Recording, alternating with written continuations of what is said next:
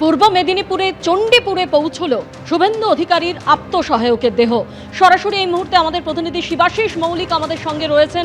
শিবাশিস, একেবারে এরকম একটি আকস্মিক ঘটনা এবং বোঝাই যাচ্ছে এলাকায় শোকের পরিবেশ।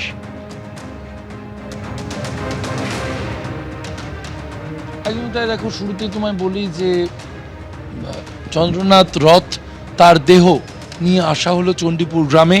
বিভিন্ন এলাকার যে বাসিন্দারা, আমরা এখনও 1 কিলোমিটার মতো দূরে রয়েছে এবং সেই এলাকায় কিন্তু যে পথ দিয়ে এই কনভয় নিয়ে যাওয়া হচ্ছে, যে পথ দিয়ে তার সববাহী গাড়িতে তার দেহ যাচ্ছে, আমরা সঙ্গে রয়েছি এবং সেই পথের দুপাশে দেখতে পাচ্ছ, সন্দীপ সাধুকাকে একটু দেখাতে বলবো, দুপাশে মানুষ জড়ো হয়ে রয়েছেন, যে তারা ছোট থেকে যে চন্দ্রনাথ রথকে দেখেছেন, তাদের যে প্রিয় চন্দ্রনাথ রথ, তার এই ধরনের একটা মৃত্যু এবং এই যে শোকের পরিবেশ, গ্রাম জুড়ে দেখা যাচ্ছে শোকের ছায়া, যার জন্য তারা তৈরি ছিলেন না, কেউই তৈরি ছিল না।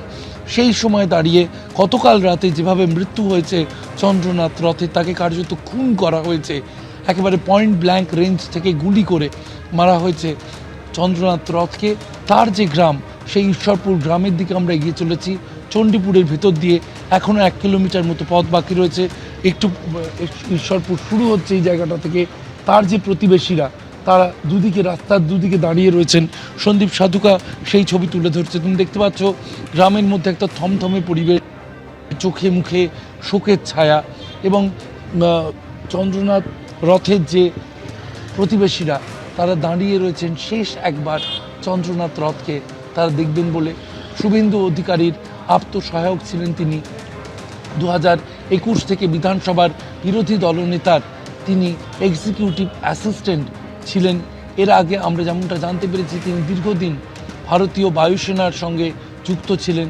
তারপরে তিনি চলে আসেন এবং তিনি এখানে এসে শুভেন্দু অধিকারীর সঙ্গে দীর্ঘদিনের তার সম্পর্ক, 7-8 বছরের সম্পর্ক।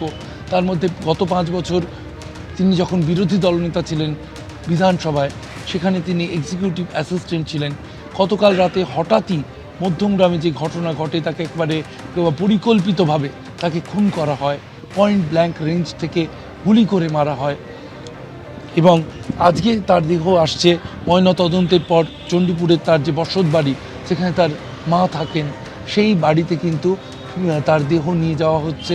সেখানে অনেকে অপেক্ষা করছেন তাকে শেষ বিদায় জানাবেন বলে। আমরা দেখেছিলাম তাহলে আজকে সেখানে তাকে শ্রদ্ধা জানান শুভেন্দু অধিকারী, রাহুল সিনহা, সমীর ভট্টাচার্যরা। গতকাল কি খবর পেয়ে হাসপাতালে ছুটে এসেছিলেন সুকান্ত মজুমদার, শুভেন্দু অধিকারী এবং সেখানে এই যে পরিবেশ, একটা বিধানসভা ভোট পরবর্তী সময়ে এই যে সেই খুন তো শুরু হয়েছে এবং একাধিক বিষয় উঠে আসছে। আমরা এই মুহূর্তে আরও একবার ছবিটা দেখাবো, যে চণ্ডীপুরের বিভিন্ন এলাকার যে ছবি, শোকের ছায়া এবং ঈশ্বরপুর গ্রামে আমরা ঢুকছি। আর কিছুক্ষণ পর তার বাড়িতে পৌঁছবে দেহ শেষ বিদায়ের জন্য। ধন্যবাদ শিবাশিস। আর অন্যদিকে আপনারা শুনলেন যে কিছুক্ষণের মধ্যে যেমন একদিকে চণ্ডীপুরে যে বাড়িতে থাকতেন চন্দ্রনাথ রথ, সেখানে তার দেহ পৌঁছে যাবে, আর এর আগে আমরা দেখেছি কোলাঘাটে, যেখানে চন্দ্রনাথ রথের দেহ পৌঁছতেই শেষ শ্রদ্ধা জানান বিজেপি কর্মী সমর্থকরা।